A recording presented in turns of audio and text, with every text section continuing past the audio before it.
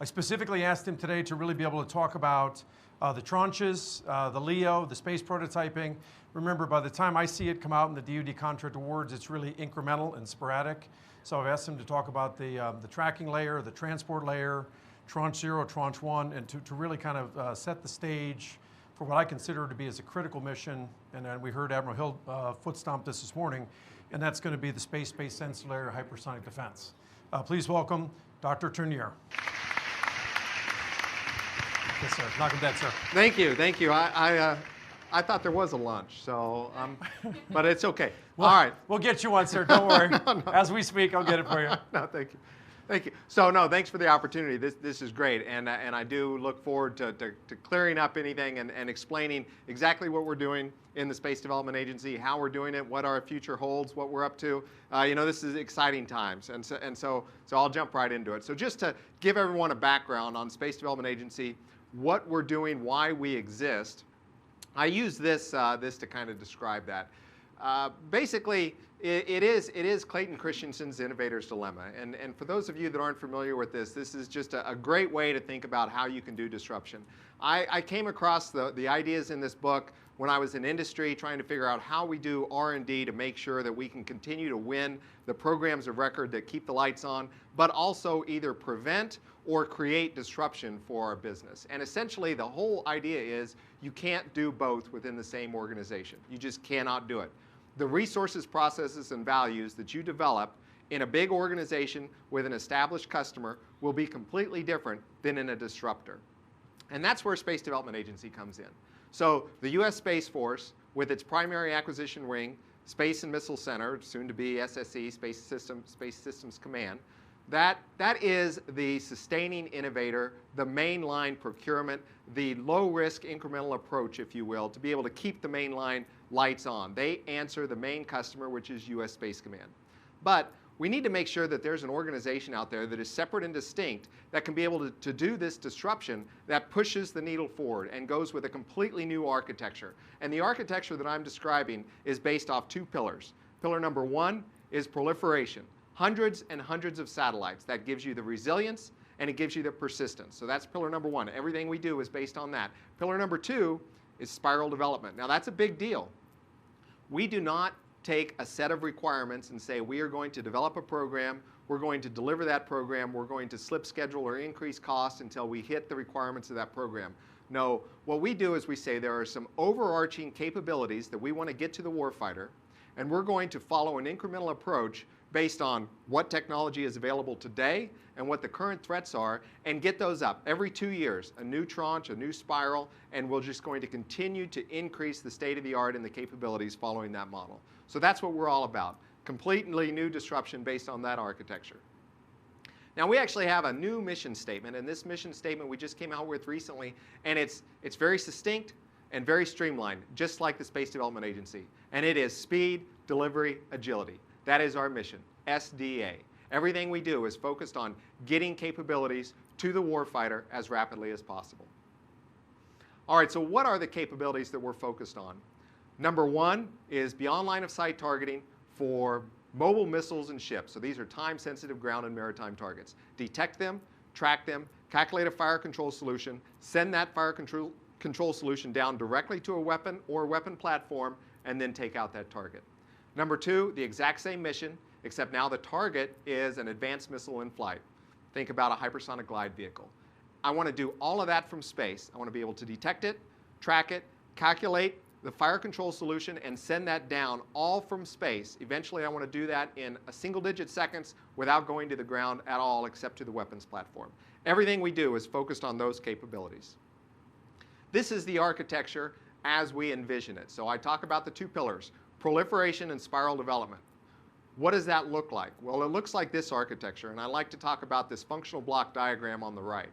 So the functional block diagram, each of those blocks can be thought of as an independent constellation of satellites that fit together in an overall architecture. The first one is the transport. That's the backbone that ties everything together. That is the hundreds of satellites all optically connected that also provide the tactical data links directly down to the weapons. So that's the transport layer. That's the backbone. Inside of transport is a navigation layer. The navigation layer is essentially something we get for free because we have the transport layer. We can calculate the time and the position of that mesh network, and then all we need to do is embed that as a navigation message onto the tactical data links as we send those down to the user. We're not going to broadcast a PNT signal like GPS. We just don't have the power to do that, but we do have the power to embed that for an alternative PNT signal for those users on our network. Now, the real power comes when you can start to put sensor data on top of that network, and that's where we have tracking, custody, and emerging capabilities. Those are the sensing layers that we have that feed into the transport. So tracking is number one. That's the OPIR, or the infrared imagery that allows us to do the missile tracking. And you already heard Admiral Hill talk about some of the concepts for that. But basically, we detect a missile, we calculate a track on that missile, send that to the transport layer, and then the transport layer can get that to an interceptor or get that to a shooter. Next one down is custody. That is our ISR, Intelligence, Surveillance, and Reconnaissance Layer. So this is a constellation of RF SIGINT satellites, RF radar imagery satellites, or electro-optical satellites, and all of the above. We are not actually building out those satellites. What we are doing are working with mission partners, both in the government and in commercial, to be able to take their constellation and feed their data directly onto transport, so we can fuse all of the data together from multiple systems and get those to a weapon platform. So that's what we're working on in custody. And then emerging capabilities is anything new that will be put onto future tranches or future spirals. So this incorporates space situational awareness. It incorporates developments with possible weather detections from space. Those kind of missions we handle under emerging capabilities. And then, of course, you have what ties all of this together is that battle management. So if I want this to happen in real time, I need to do all that processing on board. That's the battle management layer. That happens as a federated onboard cloud processing, primarily on the transport satellites, where we calculate a fire control solution, fuse data, do network routing, and send it to a weapon. And then, of course, we have support, which provides our launch operations, our ground support, and if there is any specialized user equipment, it's handled under support. All right, so now the way we're doing this in these spirals, we have essentially a minimum viable product for each tranche. Tranche 0 is our Warfighter Immersion tranche, 28 satellites, 20 transport, 8 tracking, just to show that the network can be formed and that we can move these data. The whole goal of Warfighter Immersion is to allow the warfighter to start to use these data in their already planned exercises, so they develop the procedures that they will use when Tranche 1 comes online in 2024, so we can have an initial warfighting capability. And that's the goal. And then in Tranche 2, we'll have full global persistence, essentially building out all of Tranche 1 in its glory, so we have full persistence of the globe. And then Tranche 3 will start to fold in lessons learned from the prior tranches with new technology, et cetera, and this will continue on. So this is the short-term schedule, which I'll just go over briefly, because all of this is in the works and being developed. Almost all of this is already on contract. So we have 5 satellites that are going to be launched this summer. 4 of those are 2 sets of optical comm satellites, and those are going to demonstrate that we can do this laser connectivity from satellite to satellite with very affordable crosslinks, and also do satellite to airborne and satellite to ground. So all of that will be demonstrated this year. In fact, our first 2 satellites were delivered to the launch pad 9 months after we received funding, and those were to be launched in January. They were damaged at the launch facility, unfortunately. We've repaired them, and they'll go up in June. So we'll have 4 satellites launching in June on Transporter 2, and then another satellite on the Cygnus resupply. We have a payload on Cygnus that we'll be doing. It's a joint MDA-SDA mission to take some experimental data for OPIR. Tranche 0, 28 satellites. 20 satellites to be launched to do the transport mission, 8 for the wide field of view, just under 72 weeks from launch, pushing out fast there and hard and heavy. Then Tranche 1, that's when we really have on the order of 150 satellites doing that transport mission. And the tracking will come later. Right now that we're in the planning stages, that one is not currently funded in the department's budget, and we're working the details on that. But transport is completely funded, and we're going to be going out with a solicitation on transport Tranche 1 later this year. So the architecture for Tranche 0 is where we have 2 types of transport satellites. Our A satellites have 4 optical crosslinks to be able to do in-plane and cross-plane communication. as well as communication to the ground with optics and communication to airborne with optics. Transport B satellites have two optical crosslinks for in-plane, but then they also have a Link 16 payload to be able to go down to Link 16 networks on the ground. And then the transport satellites not only do the OPIR mission to detect hypersonic glide vehicles and track them, but they have a crosslink to be able to send those data to transport down to the ground. And you saw how this played out in the video where it showed this capstone project of how this would come together.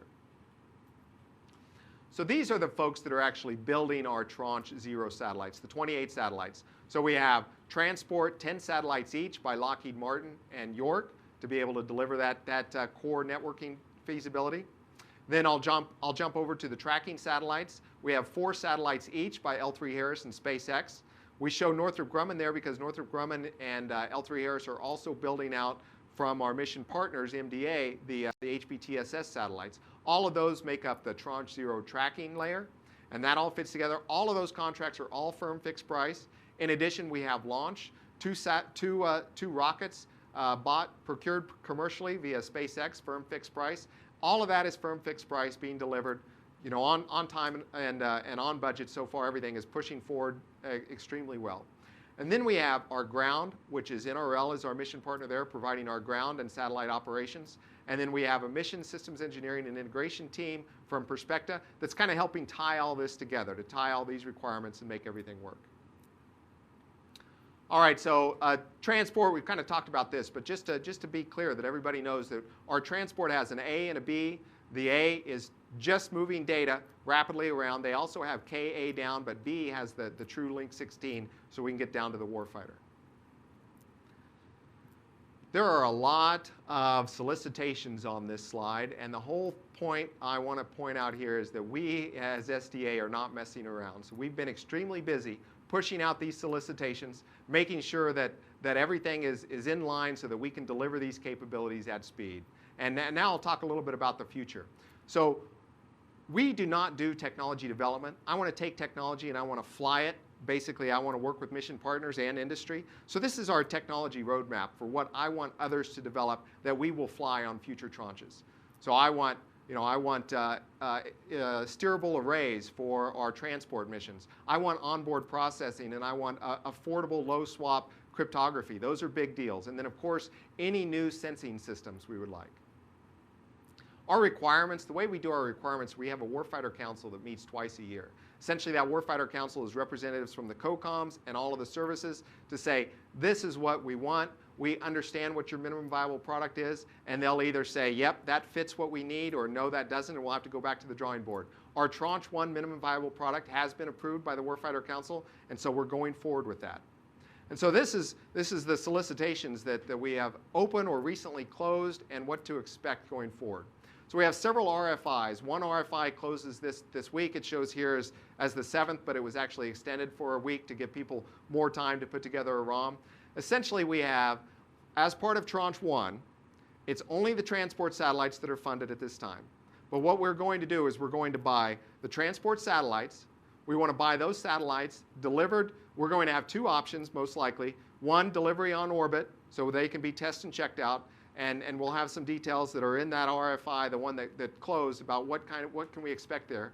We want those satellites to be able to do the optical crosslinks. We want them to be able to do the Link 16 missions. And then we also have demonstration satellites to be able to do the optical crosslinks in addition to UHF and S-band that could be used to go direct to weapons platforms. So that's one solicitation. That will come out in August of this year. The draft RFP will come out in June. We also expect a ground integrator to help us with the ground. So we want the satellite providers to be able to give us an operational plane and work the ground for that. But we want to eventually be able to turn that over and have be a government-owned, contractor-operated model. So some of those activities will go to a different contractor to help us make sure that's all tied together. And we're still kind of working out, that's the whole point of these RFIs, to see from industry what you guys think is the best way to approach that, where we draw the line between what is provided by the spacecraft and what is provided by a separate ground integrator. So that's a separate solicitation that will come out. There will be the ground operations for those Tranche 0 satellites. And so all of that we expect to come out. We expect the satellite vendors to be on contract by January of next year. and then the ground solicitation will come out shortly after that as we can press forward. All right, so then I'll close with our motto, semper sidious. So semper sidious means always faster. That's what keeps driving us. We have an unofficial motto that better is the enemy of good enough. And the whole concept there is there are three things about managing a program. You have cost, schedule, and performance. You have a lot of folks that worry about cost. You have folks in the Cape and a lot of people in the Pentagon worry about cost. You have a lot of people that worry about performance. That's primarily the program managers worry about making sure you get the best performance out of your capability.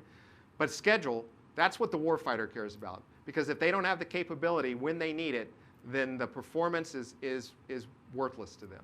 So semper sidious, we're going to get the capabilities out there and delivered, and we're going to need industry to help us make sure that happens, because we're not going to build the satellites on our own. Thank you. Well done. Yes, sir. Oh, no, sorry, I was trying to shake your hand. I apologize, sir. Are you ready? I'm ready. I wasn't trying to grab the clicker. I'm sorry, sir. I apologize. No. You know, they say I have clicker envy. You obviously know Dr. LaPlante as well. So I do. Go ahead, dive right in, sir. Okay, great talk, Derek. Any talk that has Christensen and Innovator's Dilemma in it is a home run with me.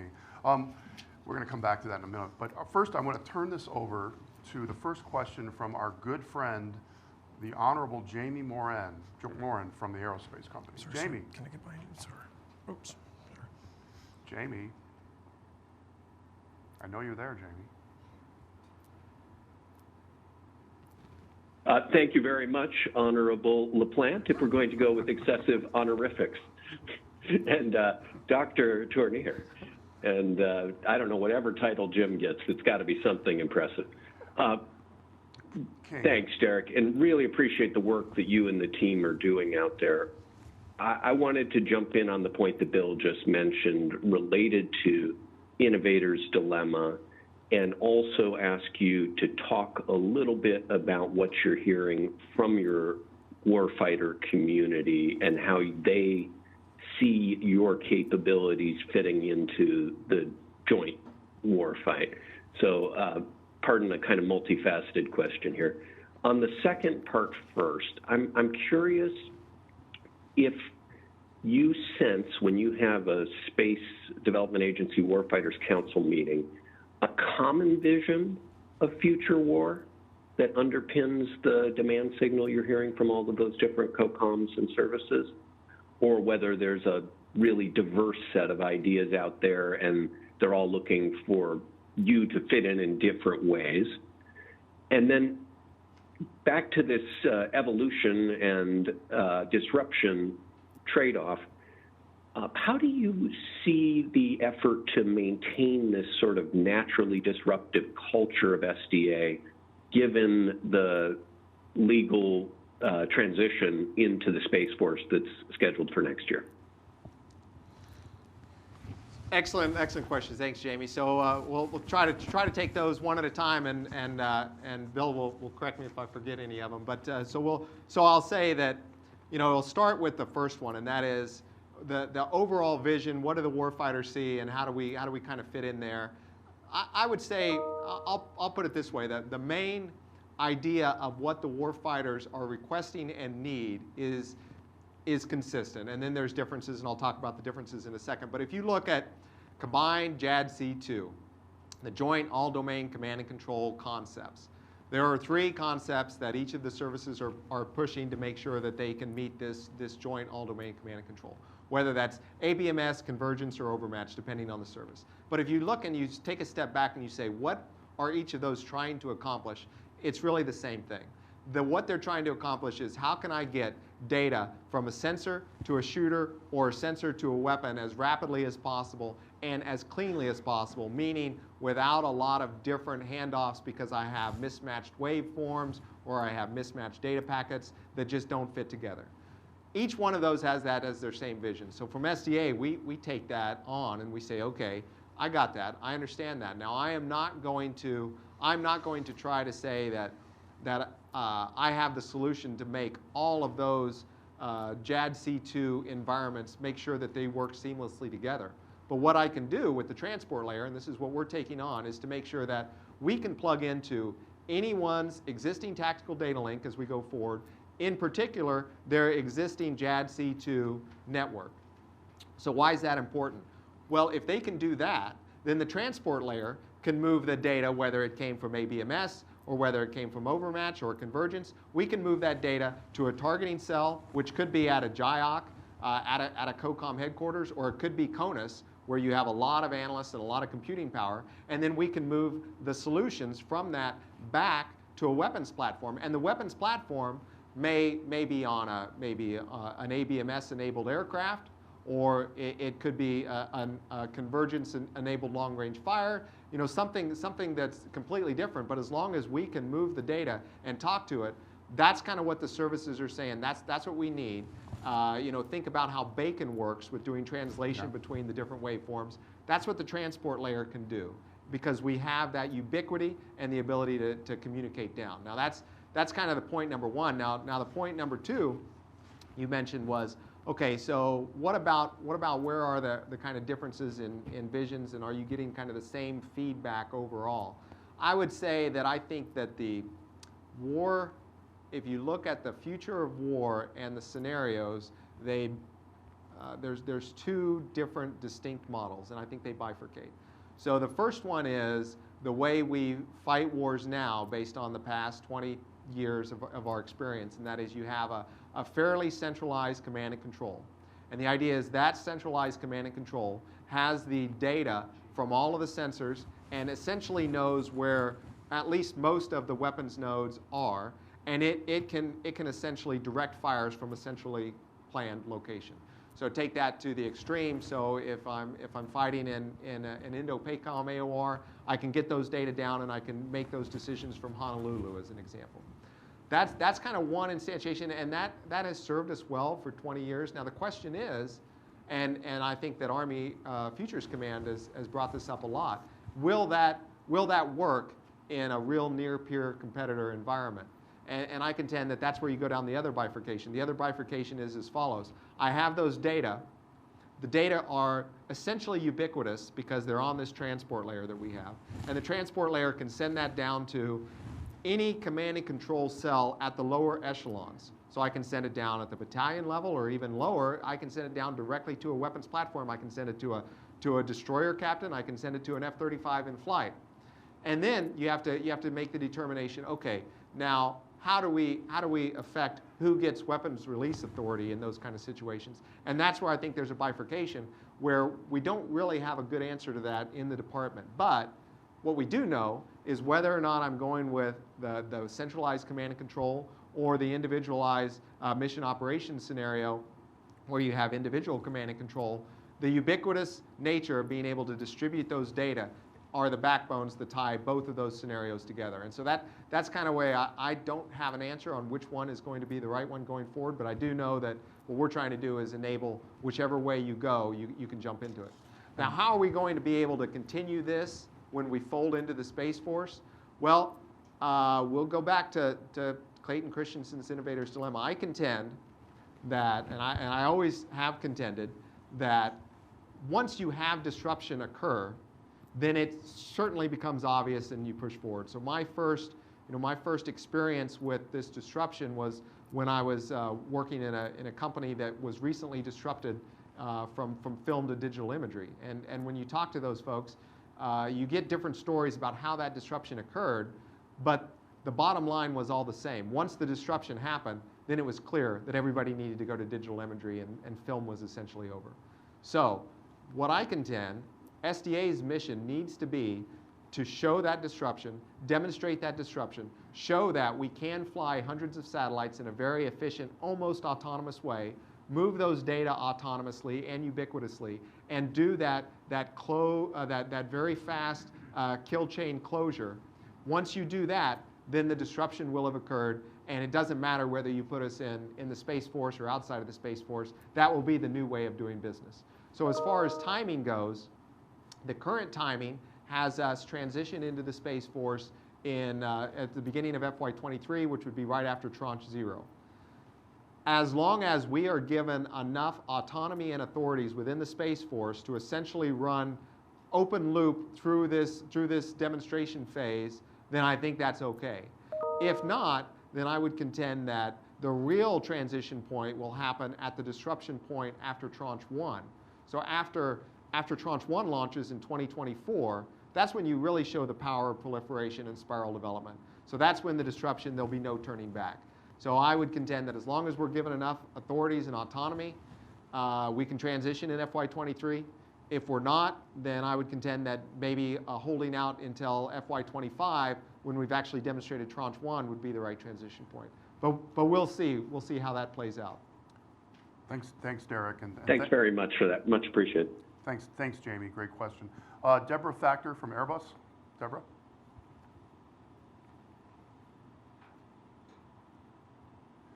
You're on mute, maybe? She's talking. Oh yeah, can you hear me now? Yes. Okay, hey. I'll leave it to Jamie to kick off a whole bunch of questions. Could go in a number of directions. So maybe I'll just pick up on your last comment about cost, schedule, performance, and the classic. You could have, two of the three. And we always want every variable possible to win. And you have a lot of variables, and a lot of them are naturally in conflict with each other. So as you're thinking about the architectures and whether you have the same buses that can do the same mission, or the same buses that do different missions, or different buses that do the same missions, what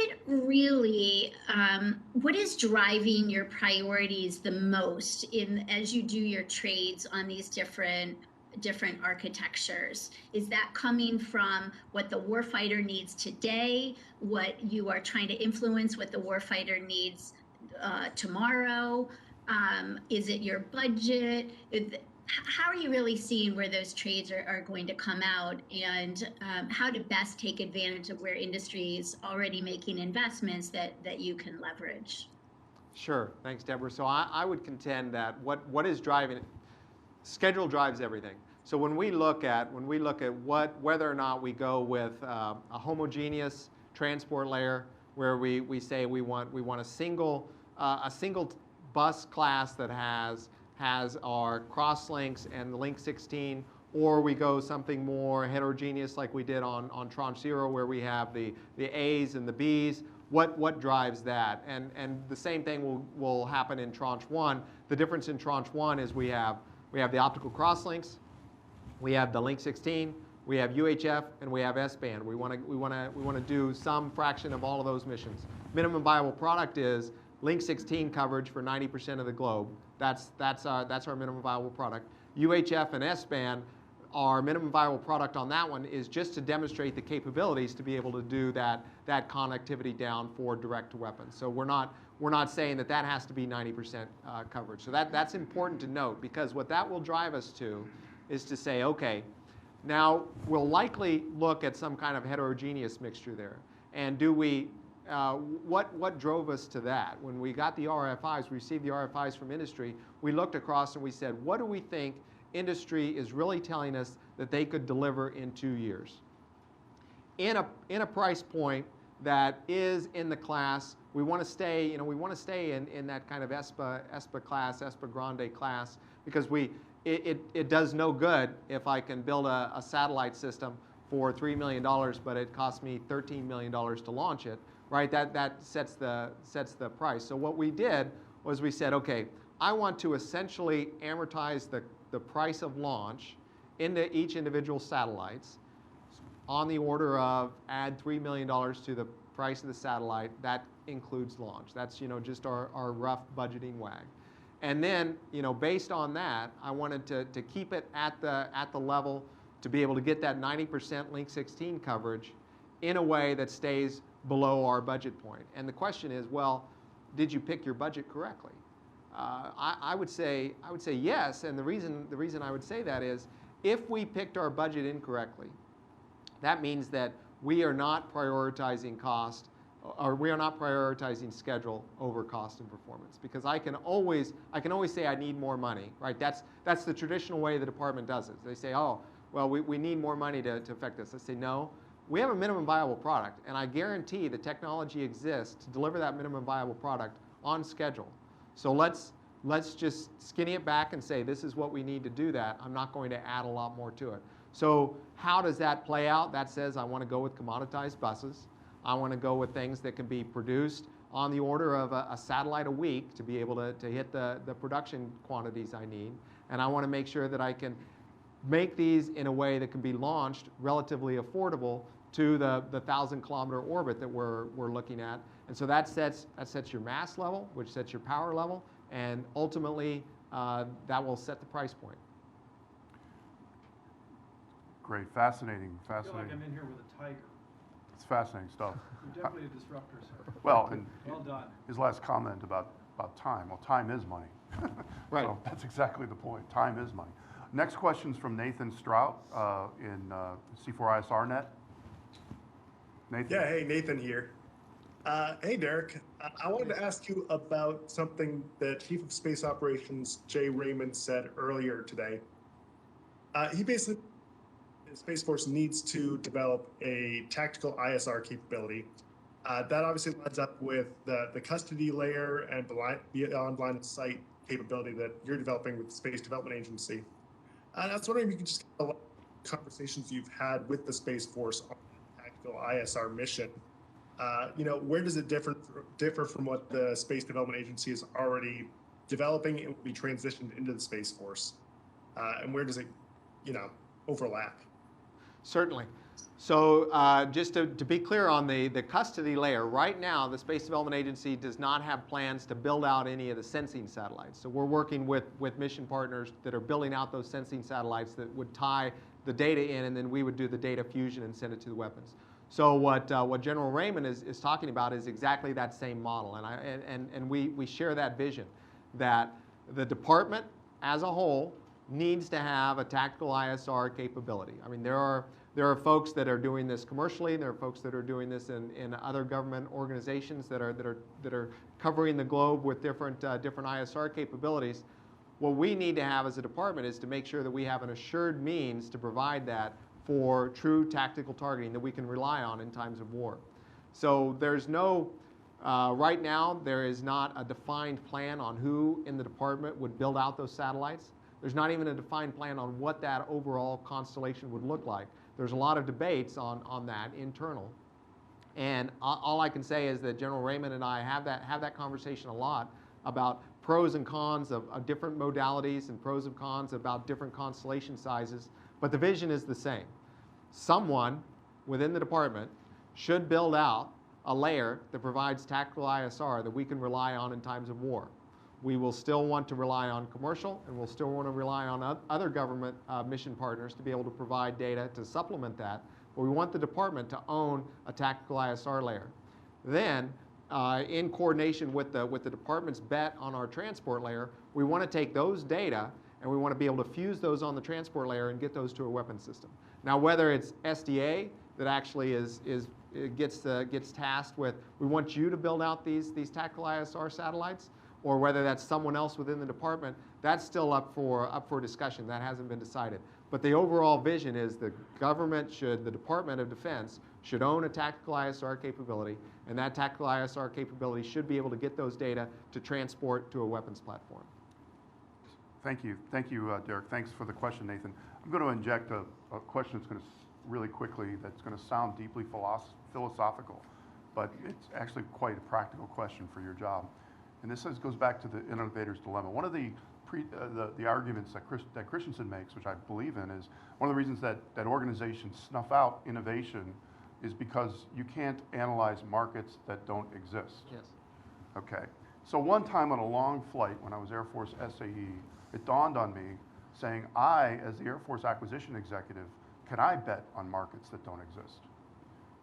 So in your job, you're very dependent upon commercial developments. You just said your buses are commodities. Do you want to talk to how you deal with that dilemma, that reverse Christensen effect? Sure. So that I understand, especially if you call the slide that had the capabilities I want people to develop, and then I will fly them. I completely understand if I went back just a short couple of years when I was doing R&D in industry, would I place that bet? And here's I don't have a crystal ball, but the assurance that I can make as much as I can is that the plan that we have put forward, Space Development Agency with our spiral development and our tranches, is supported within the department. It's in the budget to build out this Tranche 0. We are named with being responsible for tying all these JADC2 elements together as the space backbone. So what I'm trying to convince industry as industry partners is that this market that we've established is real, and it's real because look, it's not because the Department of Defense is driving this. It's because commercial industry has driven this, and we're just kind of going along for the ride. So this is the way of the future. The disruption has already happened. We're just now realizing it. And the only assurance I can have is that you can plan on this. We'll continue to go this route, and our plan is to award multiple contracts per tranche, per layer, so that there is an actual market that people can say, I plan on winning a certain market share. Excellent, thank you. Teresa Hitchens, Breaking Defense. Teresa. Hi, Derek. Thanks for doing this. Nice to see you. I want to follow up on Nathan's question. Has this been decided and agreed by the intelligence community that you, DoD, via SDA or via Space Force or however, will take over this tactical ISR mission? Because right now, that capability is provided by the NRO through the NGA. So is this something that's determined now and decided? So I'll challenge the premise of the question. So the tactical ISR, we get tactical ISR from a lot of different means. So I would contend that the UAV community providing tactical ISR would certainly say, hey, wait, no, the NRO doesn't have purview over that, and those data go down directly to the strategic commander or the tactical commanders without going through NGA. And I would say that from General Raymond's perspective, and this is a growing view within the department, that tactical space is an extension of the capabilities that UAVs provide. So I think that while I can't point to a specific decision paper that's been signed out, I would say that that's certainly a growing consensus that we need to start viewing space more as we view UAVs and expect them to be tactically responsive. So adhering to the model of the Space Development Agency, we're going to do one quick final question faster. Jeff Green and Company, please, a quick question for a quick answer. Jeff? No Jeff. He's relentless. I know he's there, sir. Okay. Maybe our transport layer needs work. Okay. Frank Wolf. Frank, quick question. Yeah, hi. I just wondered if you could talk a little bit about the Tranche 1 and the requirement for industry proposals to be compatible with 2 out of 3 of the fiber optic waveforms and the reasoning behind that. And just to follow up on what had already been asked, just in terms of the GMTI or in terms of space-based GMTI, is there any conflict with capabilities that are already out there at Air Force, Space Force provide, that any of the layers are any duplication with any of those efforts? So the optical standard, so what went out right now for Tranche 1 is an RFI for feedback as a draft standard. The standard that will be released shortly as part of our draft RFP, we'll tighten that up, and it'll say, these are the specific waveforms we want you to be compatible with. We use the optical standards because we want them to be commoditized and very affordable. As far as tactical ISR and what that looks like as far as modalities, none of that's been determined, and we're working within that in the department. So I wouldn't say that there's been any determination on what we're actually going to use to be able to provide that tactical targeting solution. Yes, sir. Shall we end it there, sir? We are done. The red light's been on for 7 minutes, sir, man. Well Derek, done. Thank you so much. Well done. Thank you. Thank you. That was perfect, sir. Thank you. Great. Thank you. Awesome, Derek. God, You you're having a are blast. a disruptor. I'll tell you.